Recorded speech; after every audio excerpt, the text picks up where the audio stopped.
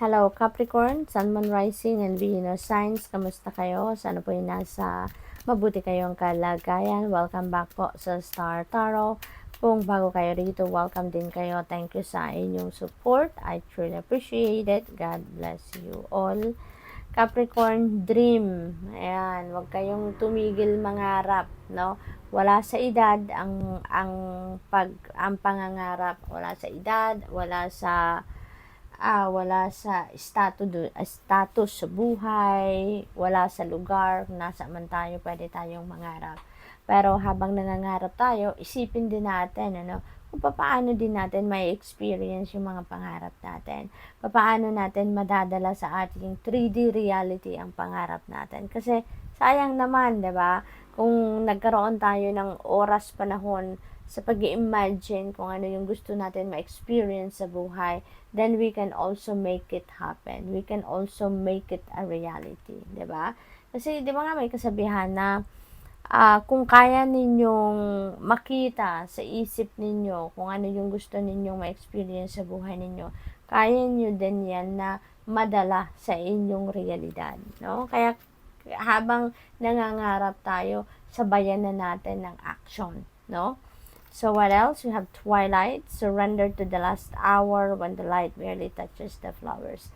Ayan, Capricorn. Siguro sa sobrang sipag ni Capricorn, kahit itutulog nyo na lang or kahit ipagpapahingan nyo na lang, no, sa gabi, ay maaring itinatrabaho nyo pa. Kaya parang iniimbitahan kayo dito na isurrender nyo na to the last hour man lang yung pagpapahinga, no? Kailangan din ninyo na magpahinga muna before kayo matulog, hindi ba?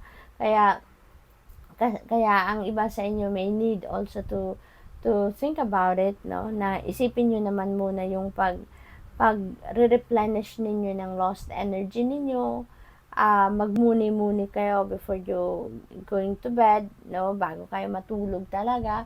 Panahon din yan para i-relax ninyo ang inyong katawan, ang inyong isipan, magmuni-muni, magnilay-nilay. Okay? So, what else? We have hidden depths. You only see the surface, look beyond. Ayan. So, maaring merong mga bagay dito na kailangan ninyong tignan maigi, no? Wag lang kayong mag-focus sa kung ano ang nasa surface. Wag lang kayong mag-focus sa kung ano lang yung nakikita ninyo, no? By your naked eye. You also need to dig deeper into it. Maaaring merong mga may mga importanteng bagay na kailangan ninyong tignan din muna, no? Lalong-lalo na sa mga pagdedesisyon, 'di ba? Do not rely on whatever is on the surface lang. Look beyond that. Okay? Tignan ninyo ang mas malalim pa na mga bagay-bagay, no? At kasi hindi naman lahat ng nakikita natin sa surface, yun na yun. That's not it. Kadalasan, meron pa tayong dapat na diskubrehin underneath that. Okay?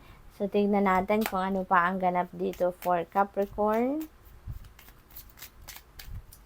We have love. Ayan, love is in the air. A great time for commitment and taking relationships to the next level.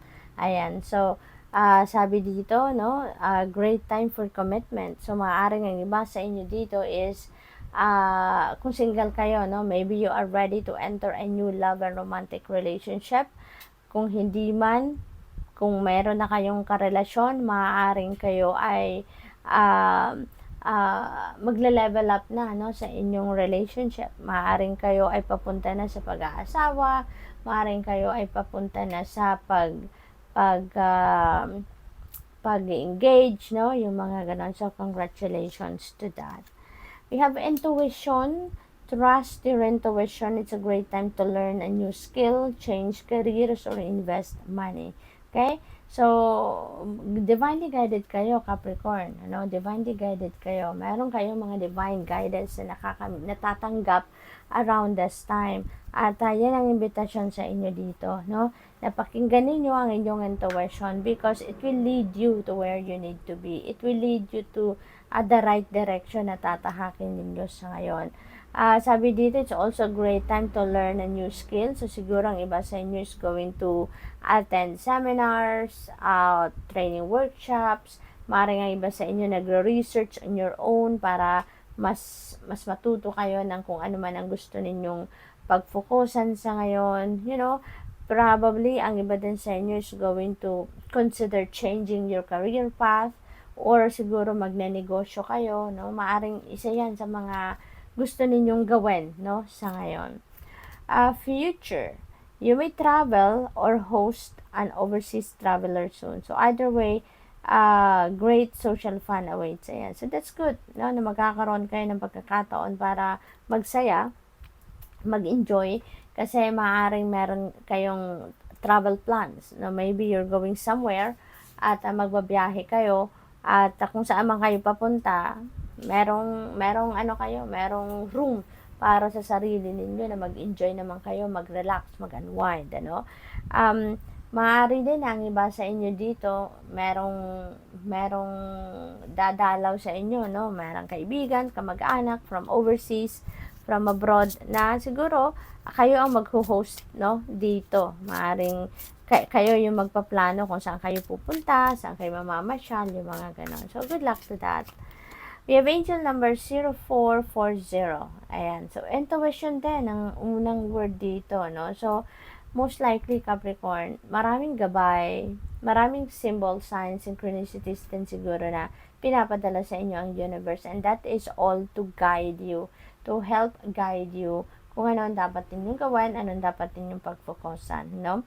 So, sabi dito, follow your gut. It's more than just a feeling. Be real with people and focus on meaningful relationships. Remember, you also must bring value to the table. So, treat others with respect, or else karma will bite your ass. No? Three is a crowd. So, maaring ang iba sa inyo dito siguro, ito yung invitation sa inyo, no, na maging honest, maging true to yourself, and at the same time true to other people din naman kayo. Kasi yun din ang pinaka-importante, 'di ba, yung honesty, yung transparency. If you want other people to be honest with you as well, if you want other people to be true to you as well, dapat ganun din muna kayo. Kasi like attracts like, 'di ba? Kung anong klaseng energy ang nilalabas ninyo, yun din ang kind of energy na babalik sa inyo. Kaya kung honest kayo sa ibang tao, loving kayo sa ibang tao, considerate kayo sa ibang tao, yun din ang babalik sa inyo. Yun din ang maaasahan ninyong ibabalik din sa inyo. And that will be the key din, no? Isa din yan sa magiging ingredient ng pag-build ng isang meaningful relationship, pag-build ng isang magandang relationship with the people around you.